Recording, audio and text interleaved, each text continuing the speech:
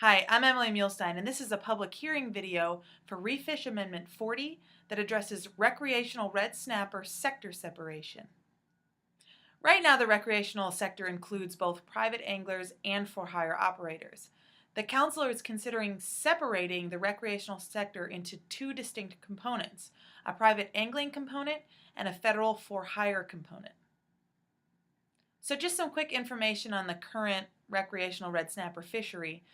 In 2004, the Council put a moratorium on federal for-hire permits, and there is no limit to the number of private recreational or state permitted for-hire vessels in the Gulf.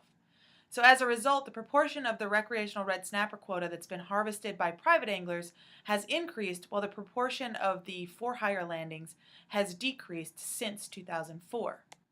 This figure shows you red snapper landings by mode. The for-hire guys are in red and the private anglers are in blue, and you can see that dotted green line shows 2004 when the moratorium was put on the for-hire industry. So the Council is considering defining distinct for-hire and private angling components of the recreational red snapper fishery. This could provide the Council with more flexible management opportunities that are tailored to each separate component of the recreational fishery. This also may reduce the likelihood for recreational quota overruns. The Council is considering a number of different management actions in Refish Amendment 40. I'm going to walk you through each separate action, and remember we're at public hearing phase, so when you go to submit comments, consider submitting comments on the actions and alternatives that you are being presented with here. In Action 1, the Council considers establishing separate components to the recreational red snapper fishery. Alternative 1 is a no-action alternative, so that would leave the recreational sector as it is. Alternative 2 is the Council's current preferred alternative, and that would establish separate components for the federal for-hire fishery and the private angling fishery. Alternative 3 would establish separate components, but it would allow for voluntary participation in the federal for-hire component with a fully transferable endorsement. And then Alternative 4 would also establish separate components and allow for that voluntary participation by the federal for-hire component, but that would include a non-transferable endorsement. In Action 1, if the Council decides to allow voluntary participation in the federal for-hire component by selecting Alternative 3 or 4, then opportunities to join or opt out of that program could be offered either once at implementation, every year, every 3 years, or every 5 years. Action 2 considers the allocation of recreational red snapper quota. If the Council chooses to establish different components of the recreational sector, then allocation decisions will have to be made, and they will typically be made based on historical catch data. Historical catch estimates for the federal for-hire component are reduced in the following action by 7% because that approximates the maximum percent that's landed by state-permitted for-hire vessels, which would not be included as part of the federal for-hire component in this amendment. And just note, for the following alternatives, the landings from the year 2010 are excluded. So the first alternative is the no-action alternative. That would not divide the recreational quota among different components of the recreational fishery. In Alternative 2, Council would base allocations on landings between 1986 and 2013. That would result in a 50.1% federal for-hire allocation and a 49.9% private angling allocation. Alternative 3 would base allocations on landings between 1991 and 2013, resulting in a 48.2% federal for-hire allocation and a 51.8% private angling allocation. Alternative 4, which is the Council's current preferred alternative, would base allocations on landings between 1996 and 2013. That would result in a 45.9% federal for-hire allocation and a 54.1% private angling allocation. Alternative 5 would base allocations on landings between 2001 and 2013. That would result in a 41.9% federal for-hire allocation and a 58.1% private angling allocation. Alternative 6 would base allocations on landings between 2006 and 2013.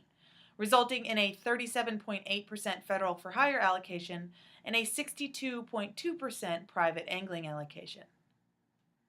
Alternative 7 would base allocation from 50% of the landings between 1986 and 2013, and the other 50% from landings between 2006 and 2013, resulting in a 44% federal for hire and a 56% private angling allocation.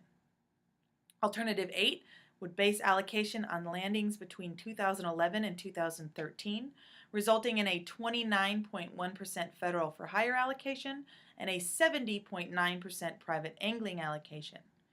And finally, Alternative 9 would base allocations on landings between 1986 and 2003, resulting in a 54.3% federal for hire allocation and a 45.7% private angling allocation. This table shows each alternative, the time series used, and the resulting for hire and private angling allocations. Action 2.2 considers headboat allocation adjustments under a voluntary program and would only be applicable if participation in a federal for hire component is voluntary under Action 1. So Alternative 1 is the no action alternative. In Alternatives 2 and 3, we would adjust the federal for hire allocation to account for non-participating headboats by redistributing pounds to the private angling allocation based on either Alternative 2, the number of non-participating headboats multiplied by the average proportion of landings for all headboats, or Alternative 3, the sum of each non-participating headboat's average proportion of landings.